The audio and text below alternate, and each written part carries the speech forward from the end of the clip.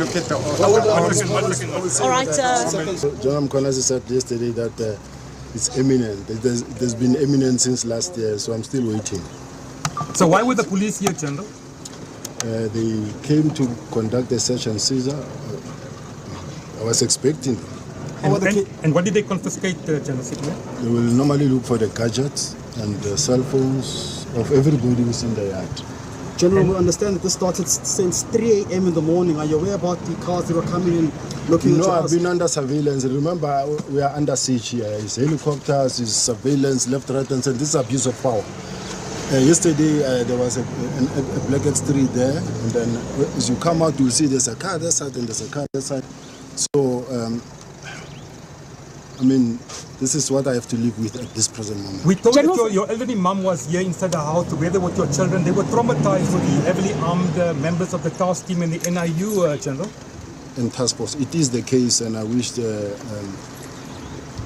my colleagues could be at least thinking for my kids, my family. They haven't done anything wrong for them to be traumatized like this. I know they want to push me out.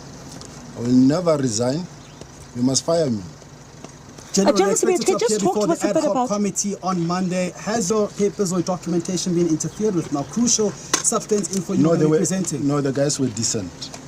The guys were decent. They are cooperative. They are still respecting me, and everything happens under normal circumstances. So, especially when you cooperate with them, so they are not really all out to fight you. What was General confiscated? Sibiya'S, could you just give us some details about what was confiscated here this morning from the point that the task force and the NIU arrived? What they are after is just the gadgets. I gave them what they needed. What did you give them? Is the laptop. There's nothing in the laptop. There's cell phones. How many cell phones, General? 3 or 4. It's the phones that are here. Including your personal phones? Yes. Where were you at the time when the police pounced here, General? I was not around. I was called to come and I came. Was this, Ian Levitt, was this raid, the search and seizure operation, legal? That will be determined by judge in a court in due course. I've got my reservations, but I don't want to preempt anything. But I just want to first of all say thank you to the journalists being here. I can see quite clearly that you're not intimidated by what's to be a call by a very famous person now today for journalists to be counter-surveilled in this country. And just remember, when it starts with one person, everybody was wetting their lips that corruption was going to come to an end very speedily. Now journalists are being attacked. We know where this goes from. We've seen it in history. It's the journalists, then it's the lawyers, then it's the judiciary. And really, this isn't the end. This is really the beginning. And I really do think when 6 cars full of heavily armed, masked gunmen with fully automatic rifles coming to a house with children and old ladies, and they may think that there was some sort of army maybe behind this gate, and so they may just say that was the impression, but quite correctly asked, this has been going on for some time. They saw then that that wasn't the case, even if they really believed it, and then they really didn't need to be here to see this going on. It was we've seen an unrelenting start of show of force in August.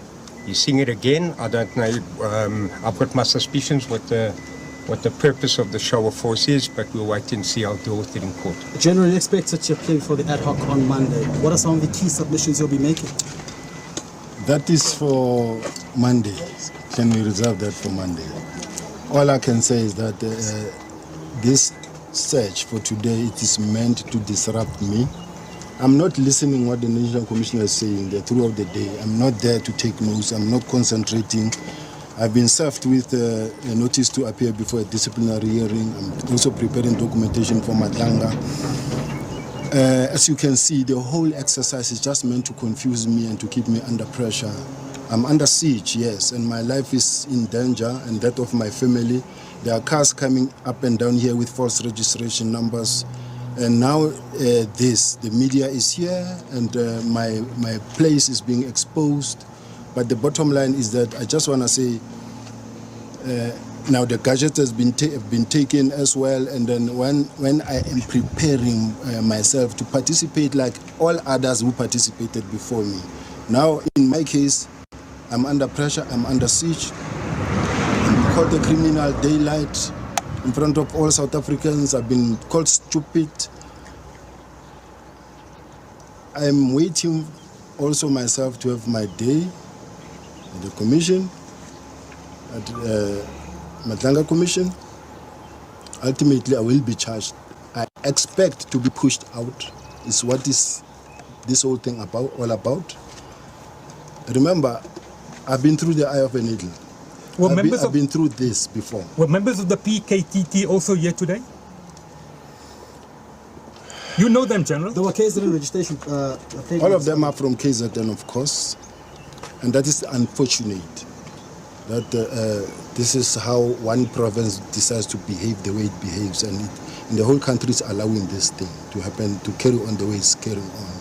You're clearly angry, General Sibiya. I'm not angry, I'm hurt. I feel like Joseph, whose brothers actually threw him in the pit. And they ended up selling him because I've been working with my colleagues and we've been working very well. But for my colleagues to turn on me the way they turned on me, that's beyond me. So you're saying Masemola betrayed you? Are you saying who betrayed you? Because already... My colleagues betrayed me. Who betrayed you? Including him. The last time I was with the National Commissioner, we were fine. The last time I saw him, we were okay. Has he been to your compound? Many times. Ian, are you going to challenge the search and seizure warrant in a court of law? We've been at this for about an hour and a half now.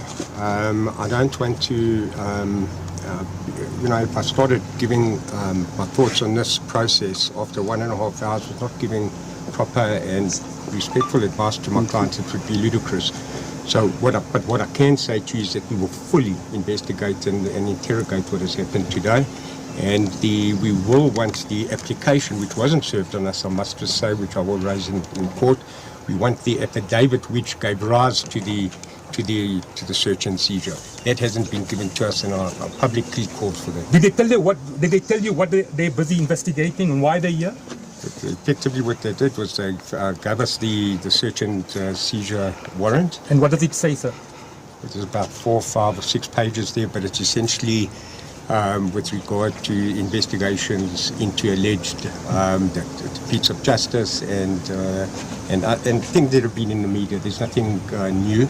Money laundering, corruption, all those charges, everything they could find. Is that what's contained in that particular document that was brought here? You seem like someone who feels. You say you were betrayed by your colleagues, General Sibiya. You say Masemola, then there's the police commissioner, of course, who's at home. Sorry, the police minister who is at home. Why do you think your colleagues would want to throw you under the bus? Do you believe in your innocence? Do you believe that on Monday, when you appear before the ad hoc committee, you will tell your side of the story? I was hoping that this will go that way, where I'll be given a chance as well to participate. But along the way, I can also see the anger in General Mkhwanazi, the vengeance, the weight. Even when he speaks, I will think that he is past me, but every 5 seconds, he will go back to me again, and then he will talk about others, then he will go back to me again. It's okay. Let me go through the process. Let us meet on the other side of the fence. What I can say is that all I'm asking is that if, let's say, they are planning to come and arrest me, I've got a lawyer. I must tell him to come and hand me over. Or if they come in to arrest me, let them not come at 3 o'clock in the early hours of the morning so that someone can shoot me and kill me and say he was reaching out for a gun, so we took him down. What I'm asking is that let it be done in a fair way.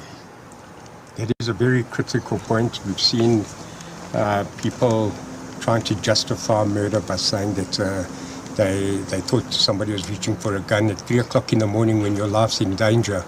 And on anyone's version, the general's life is in danger. That could easily happen, and we don't want that to be taken advantage of.